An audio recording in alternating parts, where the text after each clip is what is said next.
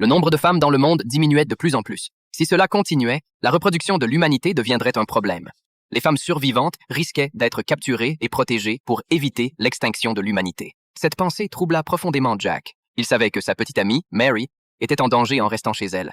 Il se précipita chez eux pour lui annoncer la nouvelle, lui conseillant de ne plus sortir. Bien que Mary soit désemparée, elle n'eut d'autre choix que d'obéir à l'avertissement de Jack. Un jour, le téléphone sonna. À l'autre bout du fil, ses parents, qu'elle n'avait pas contactés depuis presque 1 an. Jack, paniqué, bloqua la caméra et ordonna à Mary de ne surtout pas faire de bruit. C'était son père qui appelait, et il avait l'air profondément triste. Il raconta à Jack que des hommes en noir étaient entrés chez eux, avaient emporté sa mère, et qu'elle était désormais portée disparue. Mary, en entendant cela, ne put se retenir et prit le téléphone pour rassurer son père. Jack, voyant cela, s'empara immédiatement du téléphone. Personne ne savait si quelqu'un l'observait derrière son père. Afin de protéger sa petite amie, Jack était contraint d'empêcher toute communication entre elle et qui que ce soit. Mais Mary était déjà à bout de force. Après avoir passé 1 année à se cacher à la maison, sa mère venait d'être enlevée. Elle n'avait fait que réconforter son père.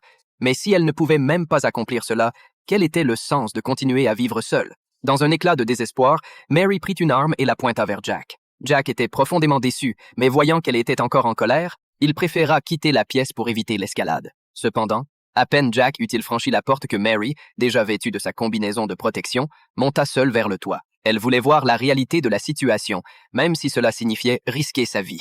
Jack, qui venait de sortir, aperçut de la neige tomber dehors et comprit immédiatement que quelque chose de grave allait se passer. Lorsqu'il retourna chez eux et ouvrit la porte, Mary avait disparu.